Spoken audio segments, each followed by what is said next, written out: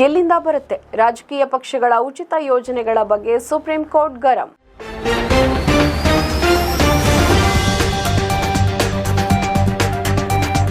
ಉಚಿತ ಕೊಡುಗೆಗಳ ಬಗ್ಗೆ ಸುಪ್ರೀಂ ಕೋರ್ಟ್ ಕಠಿಣ ಹೇಳಿಕೆ ನೀಡಿದೆ. ರಾಜ್ಯಗಳು ನಷ್ಟದಲ್ಲಿ ನಡೀತಾ ಇವೆ, ಆದರೆ ಅನೇಕ ಸೌಲಭ್ಯಗಳನ್ನು ಉಚಿತವಾಗಿ ನೀಡಲಾಗ್ತಾ ಇದೆ ಅಂತ ಭಾರತದ ಮುಖ್ಯ ನ್ಯಾಯಾಧೀಶರು ಕಟುವಾಗಿ ಹೇಳಿದ್ದಾರೆ. ಆಹಾರದಿಂದ ವಿದ್ಯುತ್ ಮತ್ತು ಸೈಕಲ್ಗಳವರೆಗೆ ಎಲ್ಲವನ್ನೂ ರಾಜ್ಯಗಳು ಉಚಿತವಾಗಿ ನೀಡ್ತಾ ಇವೆ. ಇಂತಹ ವ್ಯರ್ಥ ವೆಚ್ಚವು ದೇಶದ ಆರ್ಥಿಕ ಅಭಿವೃದ್ಧಿಗೆ ಅಡ್ಡಿಯಾಗುತ್ತದೆ ಅಂತ ಸಿಜೆಐ ಹೇಳಿದ್ರು. ತಮಿಳುನಾಡು ವಿದ್ಯುತ್ ವಿತರಣಾ ನಿಗಮ ಮತ್ತು ಕೇಂದ್ರ ಸರ್ಕಾರದ ಪ್ರಕರಣದ ವಿಚಾರಣೆಯ ಸಂದರ್ಭದಲ್ಲಿ ಸುಪ್ರೀಂ ಕೋರ್ಟ್ ಈ ಹೇಳಿಕೆಯನ್ನ ನೀಡಿತು. ರಾಜ್ಯಗಳು ಉದ್ಯೋಗಾವಕಾಶಗಳನ್ನ ಸೃಷ್ಟಿಸಲು ಕೆಲಸ ಮಾಡಬೇಕು ಅಂತ ಸಿಜೆಐ ಹೇಳಿದ್ರು. ನೀವು ಬೆಳಿಗ್ಗೆ ಉಚಿತ ಆಹಾರವನ್ನ ನೀಡಲು ಪ್ರಾರಂಭಿಸಿದರೆ, ನಂತರ ಉಚಿತ ಸೈಕಲ್, ನಂತರ ಉಚಿತ ವಿದ್ಯುತ್ ಮತ್ತು ಈಗ ನಾವು ನೇರವಾಗಿ ಜನರ ಖಾತೆಗಳಿಗೆ ಹಣವನ್ನು ವರ್ಗಾಯಿಸುವ ಹಂತವನ್ನ ತಲುಪ್ತಾ ಇದ್ದೇವೆ. ನ್ಯಾಯಾಲಯವು ಕಲ್ಪಿಸಿಕೊಳ್ಳಿ, ಹೆಚ್ಚಿನ ರಾಜ್ಯಗಳು ಆದಾಯ ಕೊರತೆಯಲ್ಲಿ ನಡೀತಾ ಇವೆ, ಆದರೆ ಈ ನೀತಿಗಳಿಂದಾಗಿ ಅವರು ಹಾಗೆ ಮಾಡಲು ಒತ್ತಾಯಿಸಲ್ಪಡುತ್ತಾರೆ.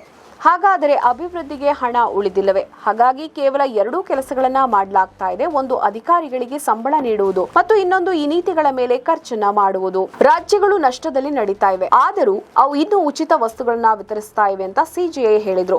ನೋಡಿ, ಈ ಒಂದು ವರ್ಷದಲ್ಲಿ ಸಂಗ್ರಹಿಸುವ ಆದಾಯದ 25% ರಾಜ್ಯದ ಅಭಿವೃದ್ಧಿಗೆ ಏಕೆ ಬಳಸಬಾರದು? ಉಚಿತ ವಸ್ತುಗಳ ಬಗ್ಗೆ ನೋಡಿ. ಇಂತಹ ವ್ಯರ್ಥ ಖರ್ಚು ದೇಶದ ಆರ್ಥಿಕ ಅಭಿವೃದ್ಧಿಗೆ ಅಡ್ಡಿಯಾಗುತ್ತೆ, ಮುಖ್ಯ ನ್ಯಾಯಮೂರ್ತಿ ಸೂರ್ಯಕಾಂತ್ ಹೇಳಿದ್ರು.